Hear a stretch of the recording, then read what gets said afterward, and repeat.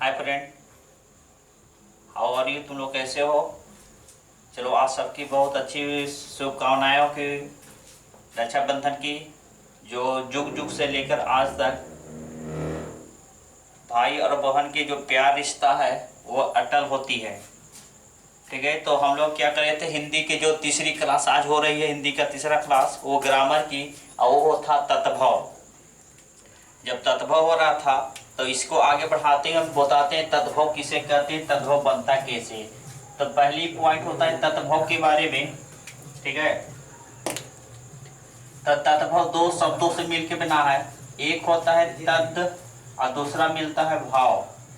ठीक है, ये आपका त था का ये तीसरा रूप है, तो ये होता है तत्त और इसका हो जाता है भाव। अर्थात जिस शब्द का तीसरा रूप हो तो वो अपने पहले में बदल जाते हैं। तो ये तत् कल बताए थे, तत् का मतलब होता है उसके, अब भाव का मतलब होता है उत्पन्न। ठीक है, तो ये तुम्हारा क्या हुआ कि तत् का मतलब होता है उसके, भाव का मतलब उत्पन्न, और उसके दोनों के जोड़ देंगे तो इसका मीनिंग होगा जिसके द्वारा उत्पन्न हुआ है, या तो उसके द्वारा उत्पन्न, उसके द्वारा उत्पन्न। ठीक, तो यहां से एक परिभाषा निकल रखा था कि तत्व दो प्रकार के, तत्व जो दो शब्दों से मिलकर बना, तत् और भाव। तत्व का मतलब होता है उसके, भाव का मतलब होता है उत्पन्न। किसके उत्पन्न? उसके द्वारा उत्पन्न। अर्थात हिंदी का विकास कहीं ना कहीं संस्कृत भाषा से हुई हो। अर्थात कह सकते हैं कि आपका तत्भव का विकास संस्कृत के मूल शब्दों से हुआ है। उसे हम लोग क्या कहते हैं? तत्भव कहते हैं। उसे हम तत्भव कहते हैं। जैसे रात्रि को क्या लिखते थे हम लोग? रात लिखते थे। जैसे क्षेत्र को क्या लिखते थे? खेत लिखते थे। अश्व को क्या लिखते थे? घोड़ा लिखते थे। गजा को क्या लिखते थे? हाथी लिखते थे। तवम को क्या लिखते थे? तुम लिखते थे। अहम को क्या लिखते थे? मैं लिखते थे। ईटीसी, इस तरह से ये जो वर्ड हो गया वो हो गया तत्भव। अब इतना तो समझ गए कि तत्भव किसे कहते हैं, लेकिन अब यहाँ से बात आती है कि तत्भव हमारे ग्रामर में बहुत सारे वर्ड है, हजारों के हजारों संख्या में। तो हम लोग तत्भव किस तरह से पहचान करेंगे, तो चलिए बताते हैं। बहुत आसान वे में और सबसे आसान रास्ता अपनाते हैं, जो एक आपके सब दिन के लिए ये याद रहता है। तो ये तत्भव की पहचान करने के योग कैसे हम पहचान कर सकते हैं और इसको हम आसानी से समझ सकते हैं और परीक्षा में अधिक से अधिक नंबर को प्राप्त कर सकते हैं। तो यहां से तुम्हारा मिलता है तत्भव। तत्भव को पहचान कैसे पहचान करेंगे? पहला पॉइंट होता है उत्क्षिप्त व्यंजन। उत्क्षिप्त व्यंजन किसे कहते हैं? ध्यान देना, अगर आपका ड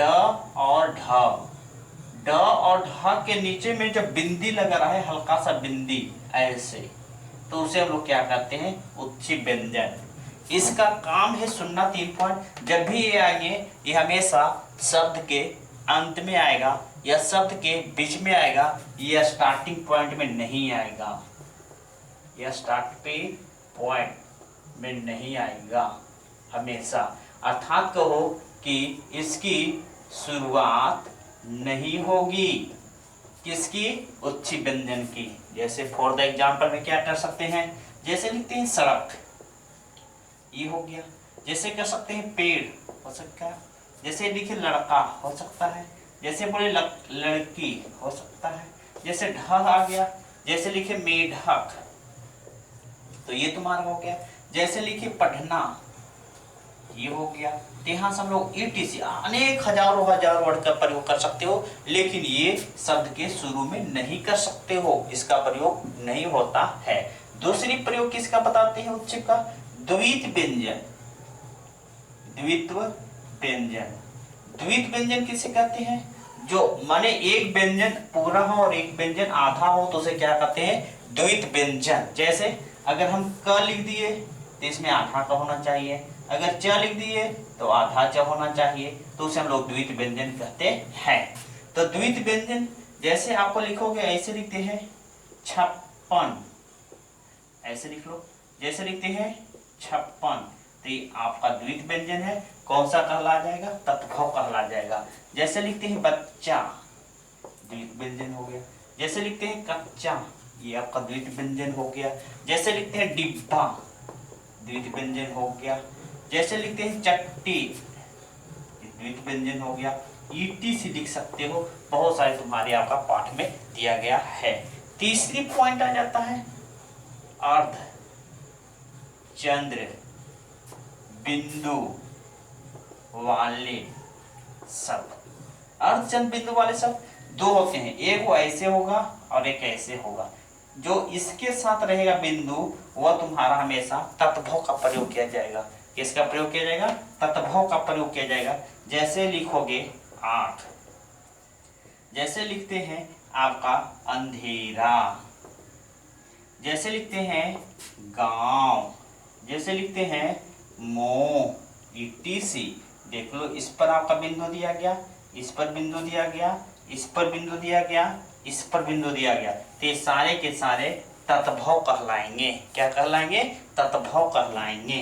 अगला पॉइंट, यहाँ से चौथा पॉइंट यहाँ आगे मिटाते हैं, 2 पॉइंट आगे लिखते हैं यहाँ मिटाने पर। इसको मिटाने पर तीसरी पॉइंट बना दिए, चौथा पचमा छठा एक ही में मिला देते हैं। चौथा पचमा छठा एक ही मिला देते हैं और उसे आप समझ लोगे। यदि किसी शब्द का सुनना, आपका उपसर्ग की पता होगा, ये चौथा पॉइंट हो जाएगा। यदि हिंदी शब्द की शुरुआत, पहला पॉइंट, दूसरा पॉइंट, तीसरा पॉइंट। यदि हिंदी शब्द की शुरुआत उपसर्ग से हो, दूसरा प्रत्यय से हो, तीसरा क्रिया या धातु से बना हो, तो ये सारे के सारे क्या हो जाएंगे? आपका तत्भव हो जाएगा। उपसर्ग किसे कहते हैं? जो शब्द के शुरू में होता है। ये प्रत्यय क्या होता है? जो शब्द के अंत में होता है। तो उपसर्ग में तो 4 पार्ट लिखते हैं। जैसे हम लोग पास डर था तो हमने लगा दिए नी, तो हो गया निडर। जैसे मोल था, हमने क्या कर दिया? अनमोल। हम लोग के पास वन था, हम बना दिए उपवन। जैसे हम लोग के प्र था और खंड था, हमने कर दिए प्रखंड। तो ये तुम्हारा उपसर्ग हो गया। प्रत्यय में क्या करो? जैसे हमको लिखते थे और इसमें क्या करते? आई, तो आपके पास आ गया लिखाई, यहाँ पर आ गया लिखाई। जैसे लिख था उसके पर आया आवट, तो आ गया यहाँ से लिखावट। ये तुम्हारा प्रत्यय होगा। जैसे क्रिया धातु, जैसे आपा की खेल कर, जैसे खेल में कर दिए कर, तो क्या हो गया? खेल कर। जैसे पढ़ लिखे और उसमें कर लिख दिए तो उसमें आया पढ़ कर। तो ये तुम्हारा छठा नियम बन गया। यहाँ से पांचवा बना सकते हो, छठा बना सकते हो, चौथा था ना, अच्छा तीसरा था, चौथा हो गया, पांचवा हो गया, ये छठा हो गया। तो यहाँ से तुम्हारा, और ये विशेष रूप से एक चैप्टर भी है, हम पढ़ाएंगे चैप्टर में, ये भी चैप्टर है, ये पढ़ाएंगे, यहाँ पढ़ा देंगे, वहाँ और अच्छी तरह से हम लोग समझ सकते हैं उसके बारे में। किसके बारे में? तो तत्भव के बारे में। तो 6 नियम यहाँ से हम लोग समाप्त कर दिए। 7वां नियम के लिए हम लोग तात्पर्य है क्या सुनना।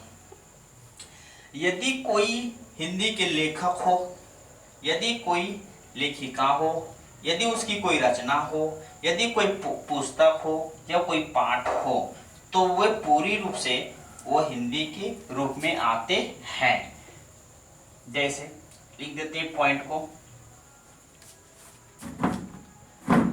7वां पॉइंट हो जाएगा यहाँ से। हिंदी के कवि